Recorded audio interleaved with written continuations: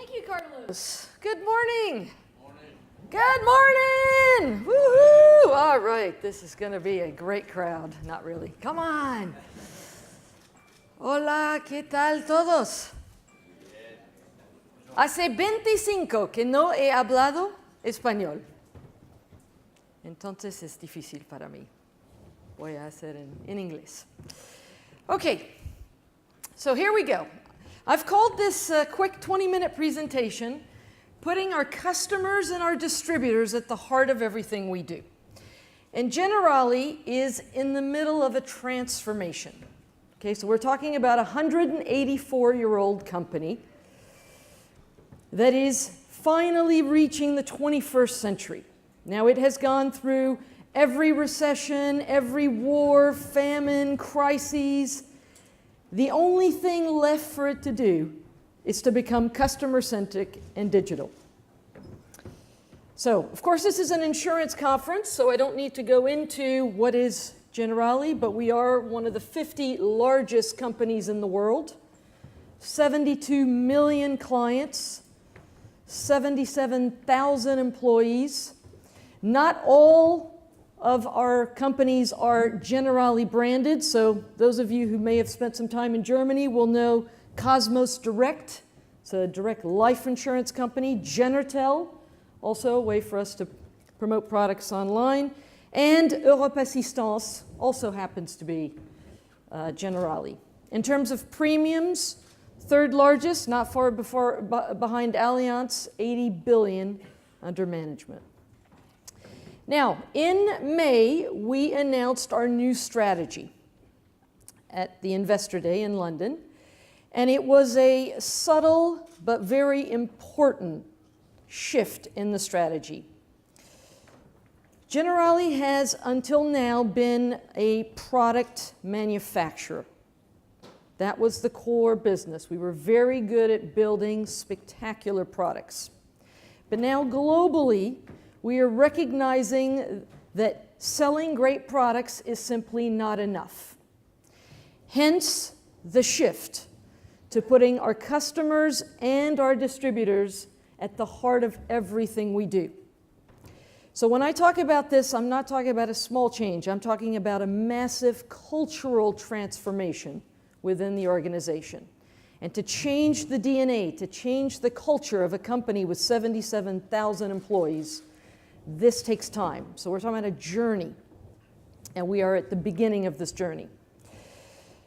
Now, I do want to talk about the business we're in, because we're all in the insurance business here, and it is important for us to already get in a positive mindset.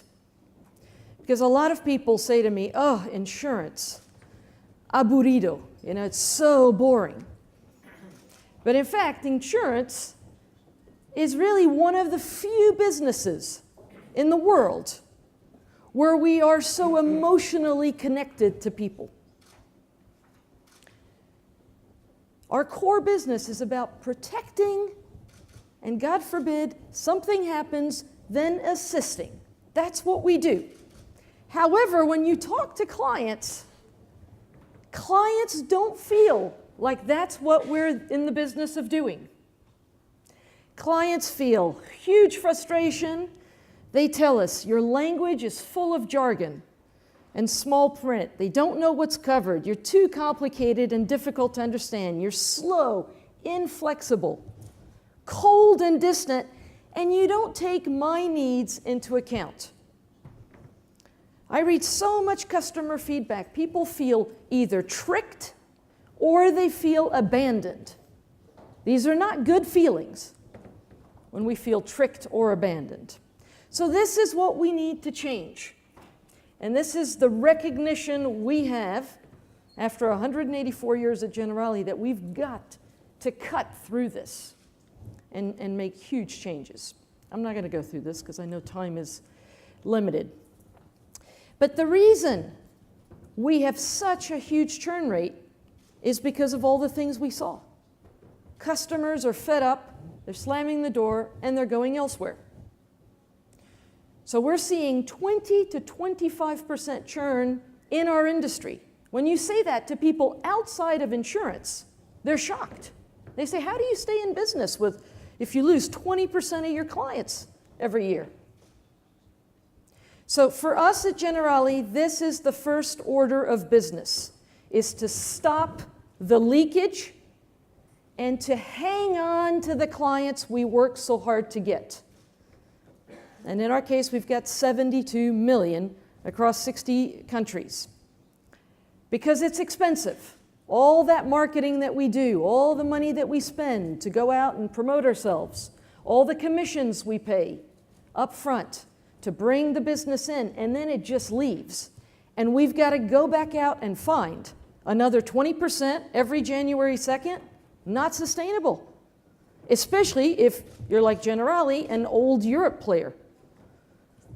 Our three primary markets are Italy, Germany, and France. Spain is in the top 4. So but Austria, Swaziland, these are where we play. So there are not millions of people waiting for Generali to arrive. So we need to really work on hanging on to those clients. Now, I love this quote, and I don't know if Bill Gates at Microsoft had a lot of unhappy clients. Maybe if I stand here, it'll be less. I think it's the photographer making all that racket. Your most unhappy clients are your greatest source of learning. And I think this is what we need to be inspired by. So for us, we have started a big movement to begin to systematically listen to our customers. But that's not enough. We need to listen and we need to act. The acting is the most important, and I think too few insurance companies are really going down this path. If there's a problem, we've got to fix it. That's what customers are asking us to do. So here's the movement we've started. We started with 3 countries, France, Spain, and France, Switzerland, and Spain. So Santiago, we always start with the CEO. Santiago was one of my first 3 CEOs putting his hand up saying, absolutely, we want to go on this movement. And this movement has taken off. So we are now live in 13 countries, listening systematically. This is all real time. We work with a software company based in Silicon Valley. At every touch point, we send surveys to understand what clients think. By year end, we'll be at 21 units, so it's 70% of our customer base around the world. So here's where we are. So far, close to 600,000 surveys have gone out. We've got 113,000 people have responded. 83,000 have given us comments. When people are angry, they really write what they're angry about. So we are seeing in the open fields massive text about what they are upset about. And this is the number I am most pleased with. 21,000 calls back. This is what we don't do in insurance. In insurance, we wait for the phone to ring. We rarely make proactive outbound customers, and certainly not immediately within 24 hours when they're giving us a complaint. So this is huge change that's happening across Generali. All these calls that are happening. This is the cultural change. Now, people say, oh, nobody wants to write to insurance or fill out a survey. We've got between 10 and 41% response rate. This is staggering. Those of you who've done some marketing know if you send out a survey, you're delighted if you get 1%. We've got between 10 and 41%. So consumers really want to have a conversation with us. And these are all the touch points we're looking at. So I'm not going to go into the details, but we're also listening to our agents. This is very important. We're working on parallel tracks. Customers, but also the distributors. They are the lifeblood of this company. So we need to understand the relationship that we have with them, and we need to understand what's working well and what can be improved. So now I'd like to show you a little video. This is our 3 pilot CEOs calling back detractor clients.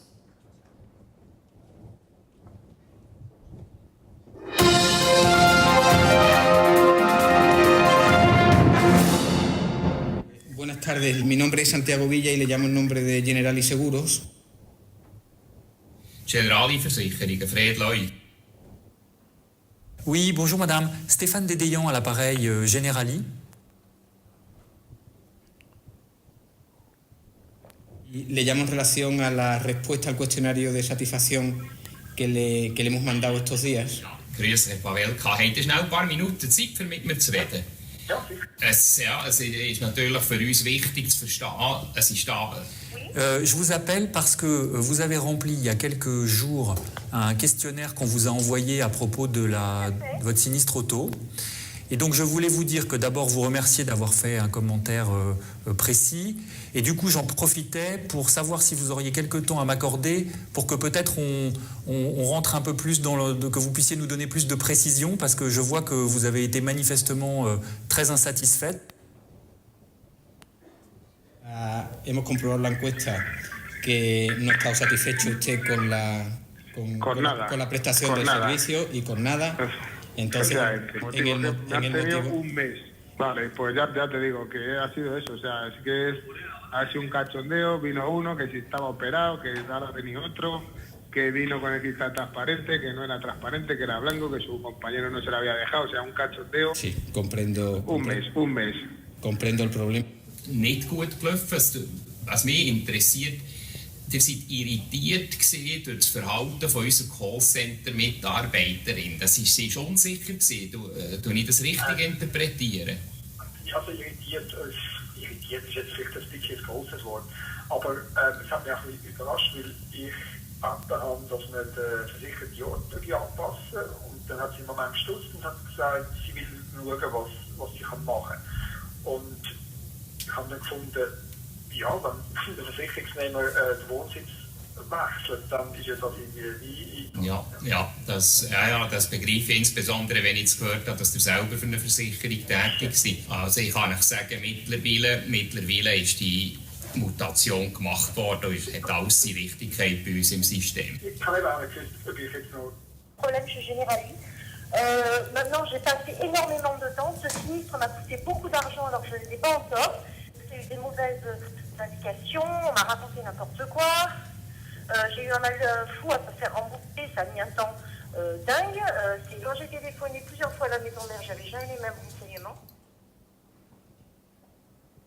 Lo que quiero hacerle conocer es que es muy importante la valoración que nos ha dado, porque para nosotros nos será de gran ayuda para poder mejorar el servicio en el futuro que le damos o a usted o al resto de los clientes. Efectivamente, entonces pues ya te digo, ha sido un cúmulo de circunstancias y estamos muy disgustados. De hecho, pues bueno, a lo mejor no estoy mirando en cambiarme, porque la verdad es que tengo poco siniestro, pero si los que tengo voy a estar así, pues tú me dirás. Pues eso le quería decir, que el objeto principal de la llamada, además de pedirle disculpas en nombre de la compañía, es que nos es de gran utilidad para que, sabiendo qué es lo que le ha pasado y el porqué de lo que ha pasado, pues ayudarnos a mejorar. Und noch einmal herzlichen Dank für die Rückmeldung und ich hoffe, dass wir euch weiterhin zu unseren Kunden zählen können. Ja, freut mich. Danke vielmals. Je voulais vraiment vous présenter nos excuses parce que là, manifestement, on n'a pas été à la hauteur du service que vous attendiez. Si je pouvais avoir ne serait-ce qu'une mini chance de vous garder comme client et de pouvoir vous démontrer dans les mois qui viennent que les choses peuvent changer, j'aimerais bien que la tenter. Faites-moi une proposition commerciale pour essayer de me conserver, puis j'aviserai avec mon mari. Très bien. Eh bien, écoutez, on va voir ce qu'on peut faire. Okay. So this is 3 of 21,000 calls that are happening, and every day more and more calls happen. And customers love these calls because they're so surprised. No insurance company ever called them before to try to fix the problem. So this is one of the things we're doing, but also now we need to go beyond, and we need to fix the structural issues. So what are the real root causes of these issues? Why do we have issues with our third-party vendors? Why is somebody on the phone saying, we'll see if we can change your address? Why is the claims communication not better?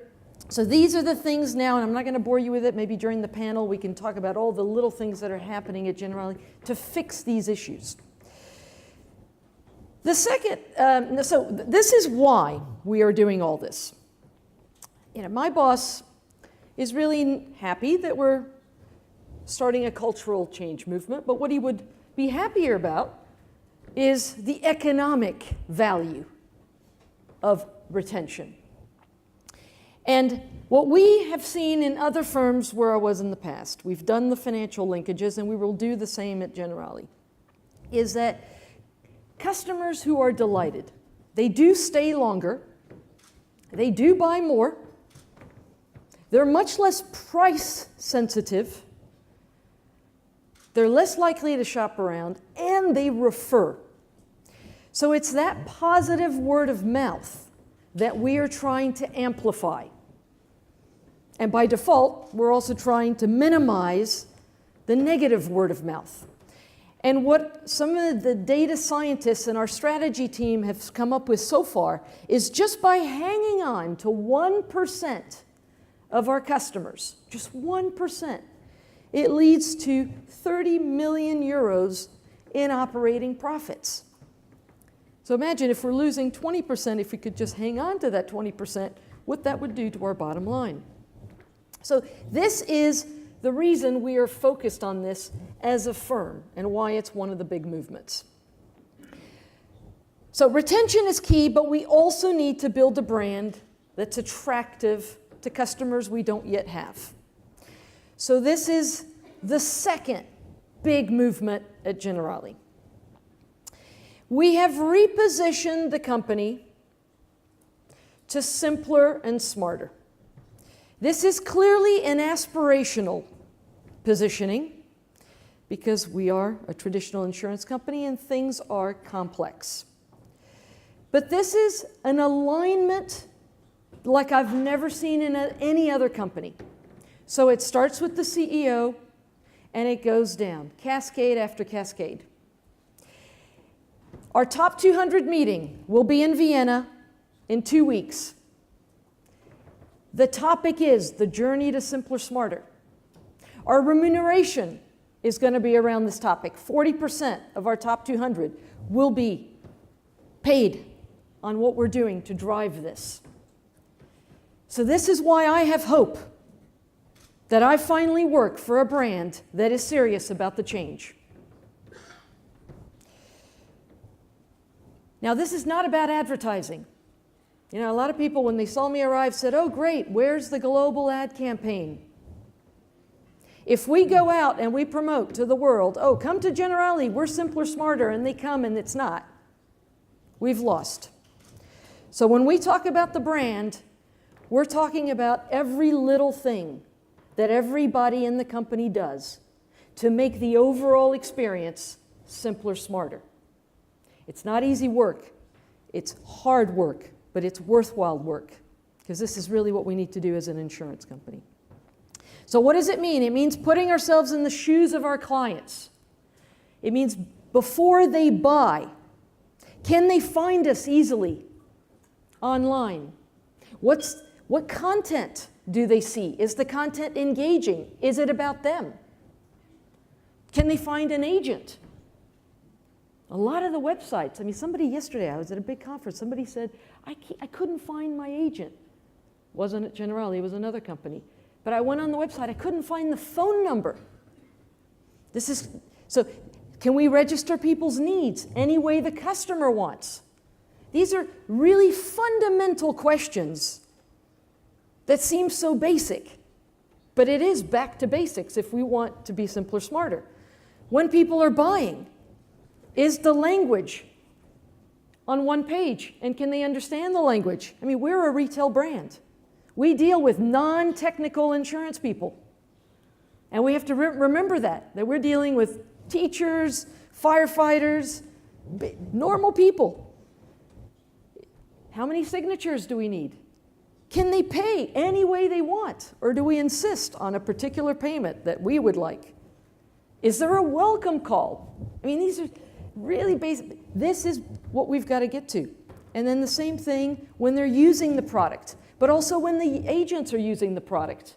What is happening? So this is, when we talk about becoming simpler, smarter, we're talking at every single little touch point This is nothing really sexy, but this is the work we need to do to get to where we need to go. And our beloved agents. This is the lifeline of our company. Without them, we would not be where we are. So the agents are in the branches. We don't want to change that. But we want to do branch plus. We want to open the visibility of our agents and also the commercial reach that they have. So this means making these agents a bit more contemporary and giving them a visible presence on the websites, on mobile, having them start to listen socially to what's going on when customers are having children, are moving, are changing jobs. There's got to be a way for them to participate in those conversations online. This is the third big movement that we are pushing through. And again, Spain, Santiago and Juan Luis are my two key guys because they really believe in this. Not for every agent. Of course, we're not going to make every agent a digital native. But there is a big community where this makes sense. So this is one of my final messages. It used to be that the brand was all about what we said, pushing out messages. And so there we had the strategy, and then we had all the functions, and marketing was the only one that was worried about the brand.